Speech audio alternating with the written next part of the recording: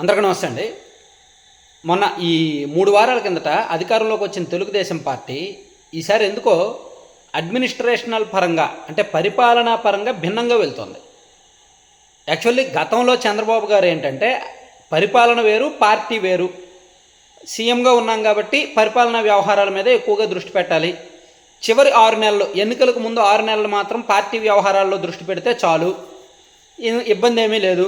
పరిపాలన సవ్యంగా ఉండి సరైన పథకాలు టైంకి అందించేస్తే, అలాగే అభివృద్ధి, రాజధాని పోలవరం లాంటి అంశాల మీద దృష్టి పెడితే గెలిచేస్తాము అని ఒక ధీమాలో ఉన్నారు.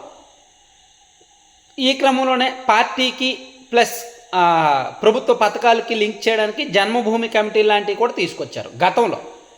కానీ ఇప్పుడు బహుశా చంద్రబాబు గారు కాస్త భిన్నంగా ఆలోచిస్తున్నారు. పరిపాలన వేరు, పార్టీ వేరు కాదు. పరిపాలనలోనే పార్టీ ఉండేలాగా, పార్టీకి సంబంధించి పరిపాలన వ్యవహారాలు చూసుకునేలాగా, ముఖ్యంగా ప్రజా సమస్యల పరిష్కారం విషయంలో పార్టీ కార్యకర్తలకు ప్రాధాన్యం ఇస్తూ పార్టీ కార్యాలయాన్ని కూడా ప్రజా సమస్యల పరిష్కారానికి వేదికగా మారుస్తూ కొన్ని కొత్త ప్రయోగాలు చేస్తున్నారు. అంటే సాధారణంగా పార్టీ కార్యాలయాలు ఏముంటాయి? పార్టీ కార్యకలాపాలకో లేదంటే పార్టీ కార్యకర్తలు వెళ్ళడానికో పార్టీ మీటింగులు పెట్టడానికో ఉంటాయి. సచివాలయాలు కానీ లేదా ప్రభుత్వ కార్యాలయాలు కానీ ప్రజల నుంచి వినతులు స్వీకరించడానికి ఉంటాయి.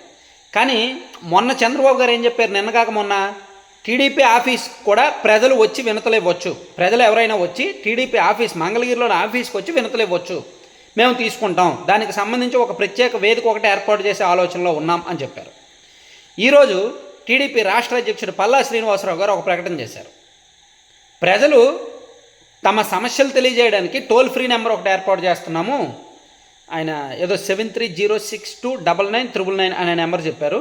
ఈ నెంబర్కి ఫోన్ చేస్తే ప్రజా సమస్యలు ఎవరైనా సరే నేరుగా ఫోన్ చేసి వాళ్ళ సమస్యలు చెప్పుకోవాలంట. దీనిలో ప్రాధాన్యత అనుగుణంగా ప్రయారిటీని బట్టి 1 by 1 పరిష్కరిస్తాం.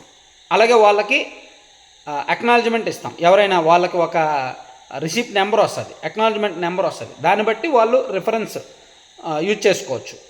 ఆ సంబంధిత శాఖకు వెళ్ళి ఆ రిఫరెన్స్ నెంబర్ చూపించవచ్చు అని చెప్పారు. దాంతోపాటు ఒకవేళ కీలకమైన వినతులు ఏమైనా ఉంటే, సీరియస్ ఇష్యూస్ ఏమైనా ఉంటే ప్రయారిటీని బట్టి చంద్రబాబు గారిని, సీఎం గారిని కలిసే అవకాశం కూడా కల్పిస్తాము. ఆయన్నే నేరుగా కలిసి ఆ సమస్యలు నేరుగా చెప్పుకోవచ్చు. లేదా ఆయా మంత్రిని, ఆ శాఖ యొక్క మంత్రిని అయినా సరే కలిసే అవకాశం చేస్తాము. అలాగే వచ్చే వినతుల్ని నేరుగా ఎమ్మెల్యేలకు అటాచ్ చేస్తాము. ఇప్పుడు ఫర్ ఎగ్జాంపుల్ ఏదో భీమవరం నియోజకవర్గం నుంచి ఒక పెద్ద సమస్య వస్తుంది, సో ఆ ఎమ్మెల్యే గారికి అటాచ్ చేస్తారు. తణుకు నుంచి ఒక పెద్ద సమస్య వస్తుంది, ఆ ఎమ్మెల్యే గారికి అటాచ్ చేస్తారు. అంటే ఇక్కడ ఏంటి, పార్టీ ఆలోచన ఎలా ఉంది? ప్రజలు వేరు, పార్టీ వేరు కాదు, అలాగే ప్రభుత్వం వేరు కాదు, అంతా ఒకటే. ప్రజలు, ప్రభుత్వము, పార్టీ అంతా ఒకటే. దీనిలో జనసేన పార్టీని కూడా కలుపుకోవడం. సో ఓవరాల్గా కూటమి ప్రభుత్వం అధికారంలో ఉండగా ప్రజా సమస్యలు పరిష్కారం కావడం లేదు అనే ఇబ్బంది రాకూడదు. వారం వారం నిర్వహించే ఈ పబ్లిక్ గ్రీవెన్స్తో పాటు, అంటే ప్రజా సమస్యల తీసుకుంటారు కదా, అర్జీల స్వీకరణ ఉంటుంది కదా, దాంతోపాటు 24/7 ఎప్పుడు ఫోన్ చేసినా సరే ఒక సమస్యలు అందించవచ్చు, దాన్ని పరిష్కరిస్తాము, అవసరాన్ని బట్టి అటాచ్ చేస్తామని. అంటే ఇంతకుముందు ఇది లేదు. ఇంతకుముందు ఎప్పుడు కూడా పార్టీ ఆఫీసులో సమస్యలు తీసుకోవడం కానీ, పార్టీ పరంగా టోల్ ఫ్రీ నెంబర్ ఏర్పాటు చేయడం కానీ లేదు. కానీ చంద్రబాబు గారు మొన్న సీఎం అయినప్పుడే చెప్పారు, ఆయన మొదటి రోజే చెప్పారు, ఈసారి నేను రాజకీయాల మీద దృష్టి పెడతాను, నా పరిపాలన ఈసారి గతంలోలా ఉండదు అని ఐఏఎస్ల మీటింగ్లోనే చెప్పారు. నేను ఇన్నాళ్ళు రాజకీయం చేయలేదు, కేవలం పరిపాలన మాత్రమే చేశాను గతంలో, కానీ ఇప్పుడు నాకు కష్టకాలంలో, పార్టీ కష్టకాలంలో కార్యకర్తలు అండగా ఉన్నారు, పార్టీ నాయకులు సిన్సియర్గా పనిచేశారు, కాబట్టి పార్టీ వేరు, ప్రభుత్వం వేరు కాదు, నేను ఎలా పరిపాలించాలనేది నాకు తెలుసు, కాబట్టి మొత్తం అంతా అందరూ కూడా సాటిస్ఫై అయ్యేలాగా మంచి నిర్ణయాలు తీసుకుంటాను, నా పరిపాలనలో కొత్త విధానాలు మీరే చూస్తారని చెప్పారు. అంటే అధికారాన్ని తగ్గించి, అధికారుల పెత్తనాన్ని తగ్గించి రాజకీయ పెత్తనాన్ని తీసుకొస్తాను అని ఇండైరెక్ట్గా చెప్పారు. పరిపాలనలో రాజకీయ పెత్తనం ఉండబోతోందని ఇండైరెక్ట్గా చెప్పారు. సో పరిపాలన అంటే ఏంటి?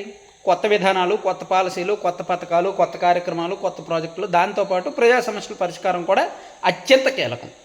సో దానికి ప్రయారిటీ ఇస్తే ఒకవైపు సంక్షేమ పథకాలు ఇస్తారు, మరోవైపు రాజధాని అమరావతి లాంటి కీలకమైన అంశాలను పట్టుకుంటారు, దాంతోపాటు కొన్ని కొత్త ప్రాజెక్టులు, పరిశ్రమల మీద ఎప్పటికప్పుడు వర్క్షాప్లు చేస్తారు. వీటితో పాటు ప్రజలు ఏ సమస్యతో ఇబ్బంది పడుతున్నా ఇమీడియట్గా పరిష్కరించేలాగా ఒక వేదిక ఏర్పాటు చేస్తున్నారు. ఇలా అంటే ఏ విషయంలో కూడా అసంతృప్తి రాకూడదు, ఏ విషయంలో కూడా ఈ ప్రభుత్వం సరిగ్గా పని చేయలేదు అనిపించుకోకూడదు అనేది బహుశా చంద్రబాబు గారి లక్ష్యం కావచ్చు. సో అధికారాన్ని నిలబెట్టుకోవడానికి, సుస్థిరం చేసుకోవడానికి, ప్రజల్లో ఇసుమంత కూడా అసంతృప్తి లేకుండా ఉండడానికి బహుశా ఈ నిర్ణయాలు తీసుకొని అంతా కలుపుతున్నారేమో. సో ఇది బెడిసి కొడుతుందా లేదంటే సక్సెస్ అవుద్దా అనేది మనకి ఒక 1 ఇయర్లో రిజల్ట్ వస్తుంది. Thank you.